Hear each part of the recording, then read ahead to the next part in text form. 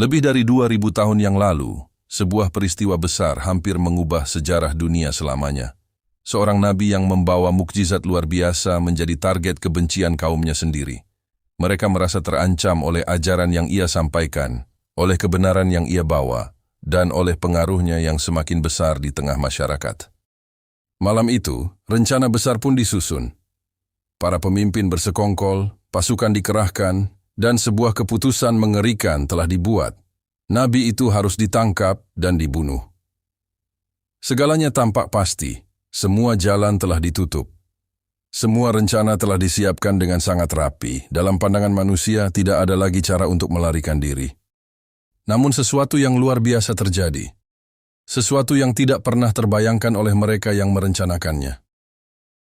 Nabi itu tidak mati. Ia tidak disalib. Bahkan tubuhnya tidak pernah ditemukan. Peristiwa ini kemudian menjadi salah satu misteri terbesar dalam sejarah umat manusia. Apa yang sebenarnya terjadi pada malam itu? Bagaimana mungkin seseorang yang hampir dibunuh tiba-tiba menghilang begitu saja? Dalam ajaran Islam, jawabannya sangat jelas dan mengejutkan. Nabi tersebut tidak terbunuh. Ia tidak disalib oleh musuh-musuhnya. Allah menyelamatkannya dengan cara yang tidak pernah disangka oleh siapapun. Dan Nabi yang kisahnya akan kita bahas kali ini adalah sosok yang sangat dikenal dalam sejarah para Nabi, yaitu Nabi Isa. Kisah tentang beliau bukan hanya tentang mukjizat dan perjuangan dakwah.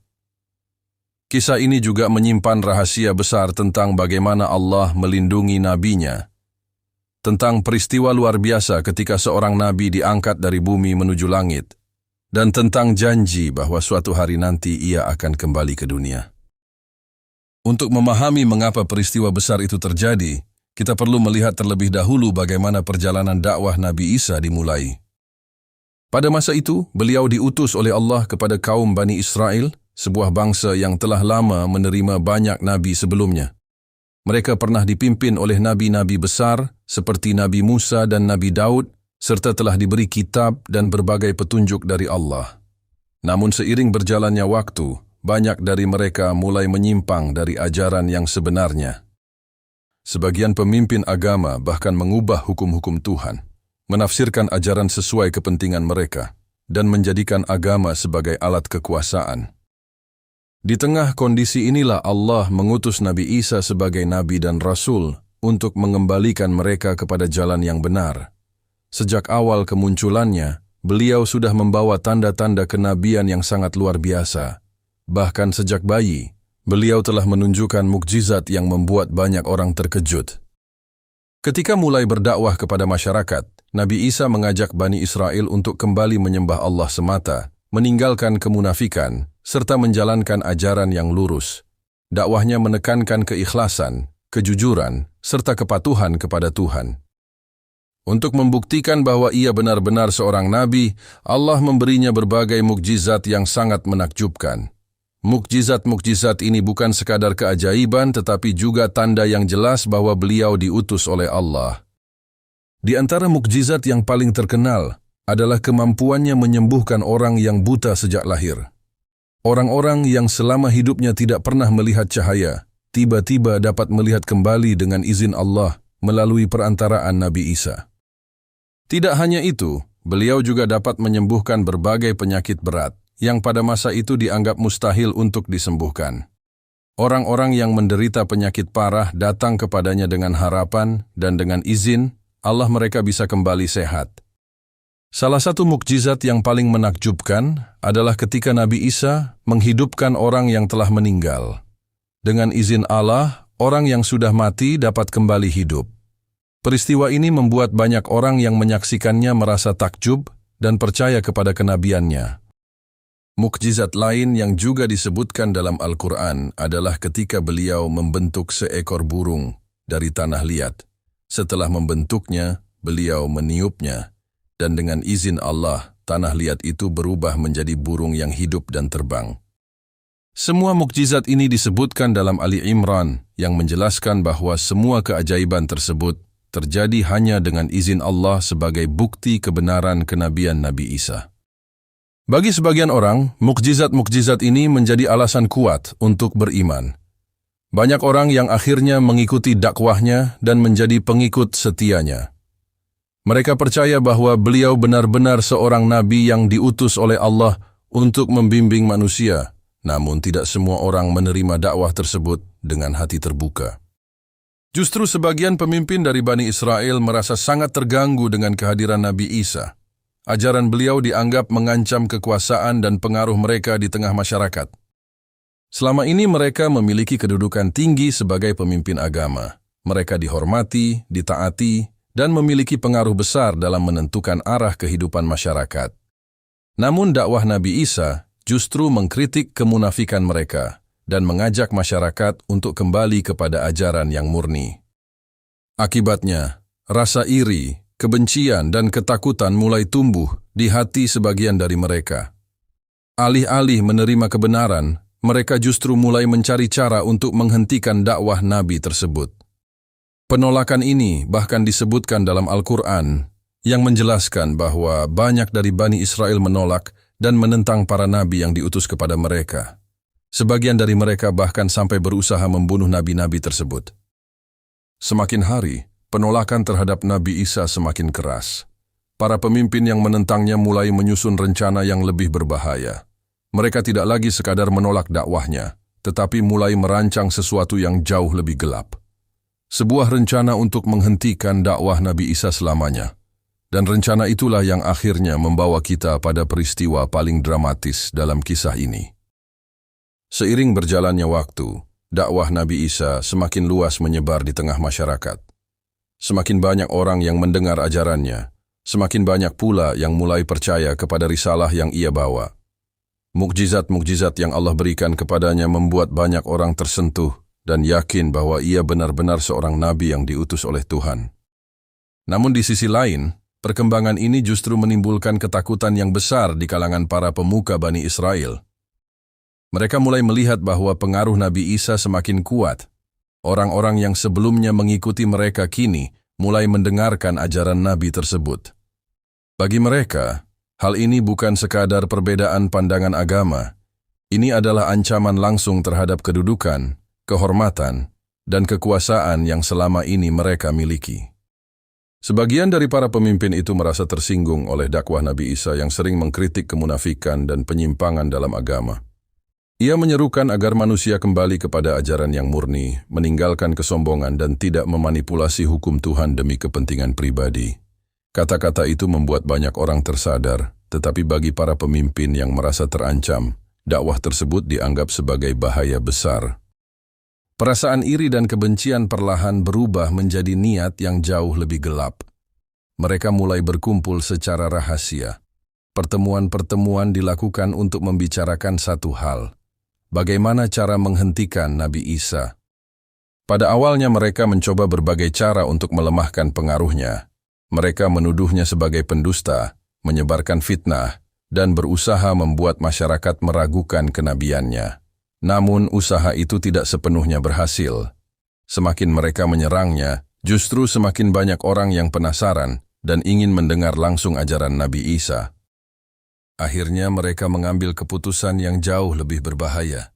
Mereka memutuskan bahwa satu-satunya cara untuk menghentikan dakwah ini adalah dengan menyingkirkan nabi tersebut untuk selamanya. Maka rencana pembunuhan pun mulai disusun. Namun ada satu masalah besar. Para pemuka Bani Israel tidak memiliki kekuasaan politik penuh untuk menjatuhkan hukuman mati. Pada masa itu, wilayah mereka berada di bawah kekuasaan Kekaisaran Romawi. Karena itulah mereka mencari cara untuk melibatkan penguasa Romawi dalam rencana mereka. Mereka mencoba meyakinkan pihak Romawi bahwa Nabi Isa adalah ancaman bagi stabilitas dan keamanan wilayah tersebut. Dengan berbagai tuduhan dan fitnah, mereka berharap penguasa Romawi akan menangkapnya dan menjatuhkan hukuman mati. Persekongkolan itu pun semakin matang. Para pemimpin yang menentang Nabi Isa mulai bekerja sama untuk melacak keberadaannya. Informasi tentang tempat tinggalnya dicari. Orang-orang yang dekat dengannya diawasi. Mereka menunggu waktu yang tepat untuk melakukan penangkapan. Situasi pun menjadi semakin tegang.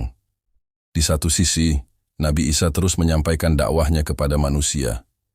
Di sisi lain, para musuhnya sedang menyusun rencana besar untuk menangkapnya. Semua tampak mengarah pada satu malam yang akan mengubah sejarah. Sebuah malam ketika pasukan akan datang untuk menangkap seorang nabi, tanpa menyadari bahwa rencana mereka akan digagalkan oleh kehendak Allah dengan cara yang sangat mengejutkan. Malam itu akhirnya tiba. Setelah berhari-hari menyusun rencana dan mengumpulkan informasi, para pemuka yang menentang Nabi Isa merasa bahwa saat yang mereka tunggu telah datang. Mereka yakin bahwa malam itu akan menjadi akhir dari dakwah Nabi tersebut. Di bawah kegelapan malam, sekelompok pasukan dikirim untuk menangkapnya. Mereka bergerak dengan hati-hati, berusaha mengepung tempat di mana Nabi Isa berada bersama para pengikutnya. Bagi mereka, ini hanyalah soal waktu. Begitu pasukan masuk dan menemukan targetnya, semuanya akan selesai. Namun mereka tidak mengetahui bahwa rencana manusia tidak pernah bisa mengalahkan rencana Allah. Dalam Al-Quran disebutkan bahwa orang-orang yang menentang Nabi tersebut telah membuat makar, tetapi Allah juga membuat rencana, dan rencana Allah adalah yang paling kuat. Hal ini dijelaskan dalam Ali Imran, yang menggambarkan bagaimana Allah menggagalkan rencana mereka. Menurut berbagai riwayat tafsir, pada malam yang menegangkan itu Allah menyelamatkan Nabi Isa dengan cara yang sangat luar biasa. Ketika pasukan hampir tiba dan penangkapan tampak tidak bisa dihindari, Allah membuat sebuah kejadian yang membingungkan semua orang yang terlibat. Wajah seseorang dibuat serupa dengan wajah Nabi Isa. Orang tersebut terlihat persis seperti Nabi itu di mata para pasukan yang datang menangkapnya. Tidak ada yang menyadari perbedaan sedikit pun. Bagi mereka, orang itulah yang mereka cari. Sementara itu, Nabi Isa diselamatkan oleh Allah dari rencana jahat tersebut. Ketika pasukan akhirnya masuk dan melakukan penangkapan, mereka yakin bahwa mereka telah berhasil menangkap Nabi yang selama ini mereka buru. Orang yang wajahnya diserupakan dengan Nabi Isa itulah yang kemudian ditangkap dan dibawa pergi oleh para pasukan. Bagi para pemuka yang merencanakan semuanya, tampaknya rencana mereka telah berhasil. Mereka merasa bahwa musuh mereka akhirnya telah jatuh ke tangan mereka. Namun kenyataannya sangat berbeda. Orang yang mereka tangkap bukanlah Nabi Isa yang sebenarnya. Sementara mereka sibuk menjalankan rencana mereka, sebuah peristiwa luar biasa sedang terjadi. Sesuatu yang tidak dapat mereka bayangkan sama sekali. Seorang nabi yang mereka kira telah mereka tangkap, sebenarnya telah diselamatkan oleh Allah dengan cara yang sangat menakjubkan. Dan peristiwa berikutnya akan menjadi salah satu keajaiban paling besar dalam sejarah para nabi. Setelah rencana penangkapan itu terjadi, para musuh Nabi Isa mengira bahwa mereka telah berhasil menjalankan rencana besar mereka. Mereka yakin bahwa nabi yang selama ini mereka takuti akhirnya telah berada di tangan mereka. Namun kenyataannya sangat berbeda dari apa yang mereka bayangkan. Pada saat yang hampir bersamaan dengan penangkapan tersebut, Allah menyelamatkan Nabi Isa dengan cara yang sangat luar biasa. Bukan sekadar melarikan diri atau bersembunyi dari kejaran musuh, tetapi sesuatu yang jauh lebih besar dari itu terjadi. Allah mengangkat Nabi Isa dari bumi menuju langit. Peristiwa ini menjadi salah satu kejadian paling menakjubkan dalam sejarah para nabi. Seorang manusia yang menjadi nabi dan rasul diangkat oleh Allah dari dunia, diselamatkan dari rencana pembunuhan yang telah disusun dengan begitu rapi oleh para musuhnya. Peristiwa ini dijelaskan secara tegas dalam Al-Quran, khususnya dalam An-Nisa, ayat 157 hingga 158. Dalam ayat tersebut Allah menjelaskan bahwa klaim orang-orang yang mengatakan bahwa mereka telah membunuh Nabi Isa adalah tidak benar. Allah menegaskan bahwa mereka tidak membunuhnya dan tidak pula menyalibnya. Yang terjadi hanyalah mereka mengira bahwa orang yang mereka tangkap adalah Nabi Isa, padahal sebenarnya bukan. Ayat tersebut menjelaskan bahwa orang-orang yang berselisih mengenai peristiwa itu berada dalam keraguan. Mereka tidak memiliki pengetahuan yang pasti tentang apa yang sebenarnya terjadi pada malam tersebut. Kemudian Allah menegaskan sebuah kenyataan yang sangat penting, bahwa Nabi Isa tidak dibunuh. Ia juga tidak disalib, melainkan Allah mengangkatnya kepadanya. Pernyataan ini menjadi dasar keyakinan dalam Islam bahwa Nabi Isa tidak wafat pada peristiwa itu. Ia diselamatkan oleh Allah dan diangkat ke langit sebagai bentuk perlindungan dari makar para musuhnya. Peristiwa ini sekaligus menunjukkan bahwa rencana manusia tidak akan pernah mampu mengalahkan kehendak Allah. Para pemuka yang menentangnya telah menyusun rencana dengan sangat matang. Mereka telah menyiapkan penangkapan, pengadilan, bahkan hukuman mati. Namun pada akhirnya semua rencana itu gagal. Yang mereka kira sebagai kemenangan ternyata hanyalah ilusi. Orang yang mereka tangkap bukanlah nabi yang mereka buru. Sementara Nabi Isa sendiri telah diselamatkan dan diangkat oleh Allah. Sejak saat itu, kisah tentang nabi yang tidak dibunuh dan tidak disalib ini menjadi salah satu peristiwa paling misterius dalam sejarah manusia. Dan kisahnya tidak berhenti sampai di sana. Karena menurut ajaran Islam, perjalanan Nabi Isa belum benar-benar berakhir. Suatu hari nanti, beliau akan kembali turun ke bumi sebagai bagian dari tanda besar menjelang akhir zaman. Setelah peristiwa malam yang penuh misteri itu, ketika Allah menyelamatkan Nabi Isa dari rencana penyaliban, Al-Quran menjelaskan bahwa Nabi Isa tidak mati seperti yang disangka banyak orang. Allah justru mengangkat beliau ke tempat yang mulia. Peristiwa ini ditegaskan dalam Al-Quran melalui firman Allah dalam Al-Quran surah An-Nisa ayat 157 sampai 158. Allah berfirman, "Dan karena ucapan mereka, sesungguhnya kami telah membunuh Al-Masih, Isa putra Maryam, Rasul Allah. Padahal mereka tidak membunuhnya dan tidak pula menyalibnya, tetapi yang mereka bunuh adalah orang yang diserupakan dengan Isa bagi mereka. Tetapi Allah telah mengangkat Isa kepadanya. Dan Allah Maha Perkasa, lagi Maha Bijaksana." Ayat ini menegaskan 3 hal penting yang menjadi keyakinan dalam Islam. Pertama, Nabi Isa tidak dibunuh. Kedua, Nabi Isa tidak disalib. Ketiga, Allah mengangkat beliau ke langit. Artinya Nabi Isa tidak mengalami kematian seperti manusia pada umumnya pada saat itu. Para ulama tafsir seperti Ibnu Katsir, Al-Qurtubi, dan At-Tabari menjelaskan bahwa Allah mengangkat Nabi Isa dengan jasad dan ruhnya sekaligus ke langit. Ini bukan hanya pengangkatan ruh, tetapi pengangkatan secara nyata. Sejak saat itu, Nabi Isa berada di alam yang dimuliakan oleh Allah, menunggu waktu yang telah ditetapkan untuk kembali ke bumi. Dalam berbagai hadits syahih, Rasulullah SAW menjelaskan bahwa Nabi Isa masih hidup hingga sekarang. Hadits yang diriwayatkan oleh Abu Hurairah menyebutkan bahwa Rasulullah bersabda, "Demi zat yang jiwaku berada di tangannya, sungguh akan turun kepada kalian Isa putra Maryam sebagai hakim yang adil." Hadits ini diriwayatkan dalam kitab Syahih Bukhari dan Syahih Muslim. Dalam keyakinan Islam, Nabi Isa saat ini berada di langit kedua, menurut sebagian ulama, dan menurut sebagian lainnya berada di langit keempat. Perbedaan ini muncul karena riwayat tentang perjalanan peristiwa Isra Mi'raj ketika Nabi Muhammad SAW melihat Nabi Isa di salah satu lapisan langit bersama Nabi Yahya. Namun yang jelas, Nabi Isa berada di tempat yang Allah jaga hingga waktu yang telah ditentukan. Dan suatu hari nanti, menjelang akhir zaman, Nabi Isa akan kembali ke bumi.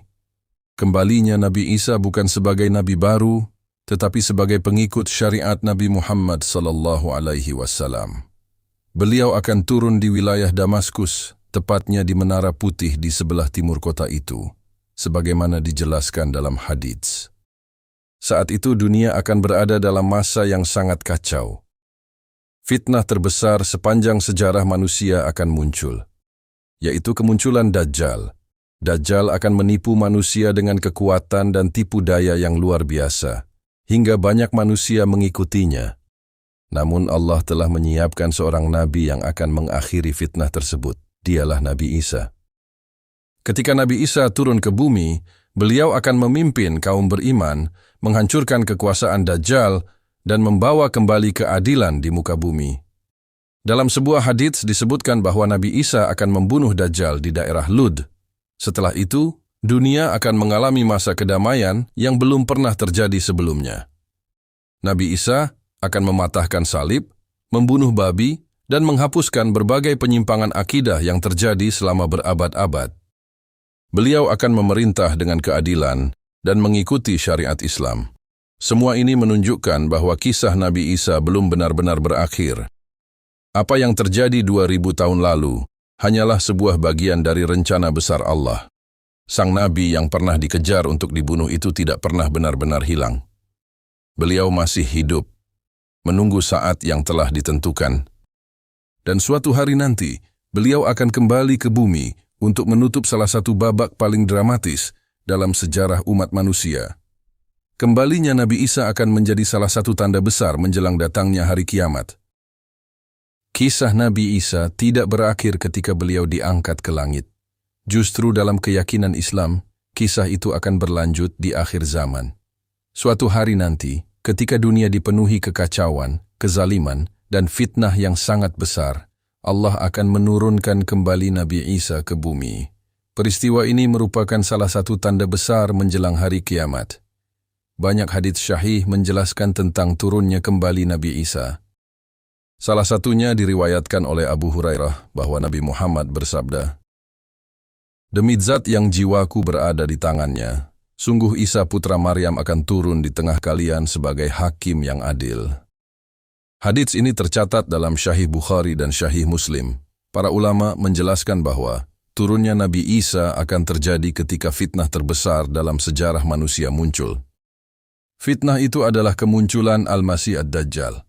Dajjal adalah sosok penipu terbesar yang pernah ada di dunia. Ia akan datang dengan berbagai keajaiban yang membuat manusia terperdaya. Ia bisa menurunkan hujan, membuat bumi menumbuhkan tanaman, bahkan tampak seolah-olah mampu menghidupkan orang mati. Karena itulah banyak manusia akan tertipu olehnya. Namun pada saat dunia hampir sepenuhnya berada dalam kekacauan, Allah akan mengirim seorang penyelamat, dialah Nabi Isa. Dalam sebuah hadits yang diriwayatkan oleh An-Nawas bin Sam'an, Rasulullah SAW menjelaskan bahwa Nabi Isa akan turun di dekat Damaskus, tepatnya di Menara Putih di sebelah timur kota tersebut. Beliau akan turun dengan mengenakan dua pakaian berwarna kekuningan, dan kedua tangannya diletakkan di sayap dua malaikat. Ketika beliau turun ke bumi, kaum muslimin saat itu sedang bersiap menghadapi pasukan Dajjal. Pemimpin kaum muslimin saat itu adalah Imam Mahdi. Ketika waktu salat tiba, Imam Mahdi akan meminta Nabi Isa untuk memimpin salat. Namun Nabi Isa menolak dan berkata bahwa umat ini telah dimuliakan oleh Allah dengan adanya pemimpin dari kalangan mereka sendiri. Akhirnya salat tetap dipimpin oleh Imam Mahdi, sementara Nabi Isa salat sebagai makmum. Peristiwa ini menjadi simbol bahwa Nabi Isa datang bukan membawa syariat baru. Beliau datang untuk menegakkan syariat yang dibawa oleh Nabi Muhammad SAW. Setelah itu, Nabi Isa akan memimpin kaum beriman untuk menghadapi Dajjal. Pertempuran besar akan terjadi. Dajjal yang selama ini menipu manusia akhirnya akan berhadapan dengan seorang nabi yang diutus oleh Allah. Ketika Dajjal melihat Nabi Isa, ia akan mulai melemah. Dalam sebuah hadits disebutkan bahwa Dajjal akan mencair seperti garam yang terkena air. Namun Nabi Isa tetap mengejarnya. Akhirnya Dajjal akan dibunuh oleh Nabi Isa di daerah Lud, sebuah wilayah yang sekarang berada di daerah Israel. Dengan kematian Dajjal, berakhirlah fitnah terbesar dalam sejarah manusia. Setelah itu, dunia akan berubah. Kezaliman akan digantikan oleh keadilan. Permusuhan akan digantikan oleh kedamaian. Manusia akan hidup dalam masa yang penuh keberkahan. Dalam hadits juga disebutkan bahwa Nabi Isa akan menghancurkan simbol-simbol penyimpangan akidah. Beliau akan mematahkan salib dan menghapus berbagai keyakinan yang menyimpang tentang dirinya. Dunia akan kembali kepada tauhid yang murni. Masa pemerintahan Nabi Isa akan menjadi salah satu masa paling damai dalam sejarah manusia. Harta melimpah, keamanan merata, dan manusia hidup dalam keadilan yang belum pernah mereka rasakan sebelumnya. Namun semua ini juga menjadi tanda bahwa dunia sedang mendekati akhir perjalanannya. Karena setelah turunnya Nabi Isa dan berakhirnya fitnah Dajjal, rangkaian tanda-tanda besar hari kiamat akan terus terjadi. dan kisah besar umat manusia pun perlahan menuju penutupnya. Kisah Nabi Isa bukan hanya sebuah peristiwa sejarah, tetapi juga mengandung pelajaran besar bagi umat manusia. Peristiwa ini menunjukkan bahwa Allah selalu melindungi para nabinya dari rencana jahat manusia. Ketika para pemuka Bani Israel merencanakan pembunuhan, mereka mengira telah menyusun rencana yang sempurna. Namun Allah menggagalkan semuanya dan menyelamatkan Nabi Isa dengan cara yang tidak pernah mereka bayangkan. Kisah ini juga mengajarkan bahwa kebenaran tidak pernah bisa dihancurkan oleh rencana manusia. Sepanjang sejarah, banyak orang mencoba memadamkan dakwah para nabi, tetapi pesan tauhid yang mereka bawa tetap hidup hingga hari ini. Lebih dari itu, perjalanan Nabi Isa memiliki peran penting dalam tanda-tanda besar menjelang hari kiamat. Dalam ajaran Islam, beliau masih hidup dan suatu hari nanti akan kembali ke bumi untuk mengalahkan Al-Masih Ad-Dajjal dan menegakkan keadilan di dunia. Seorang nabi yang diangkat ke langit lebih dari 2000 tahun yang lalu dan suatu hari nanti akan kembali ke bumi. Ketika itu terjadi, dunia tidak akan pernah sama lagi.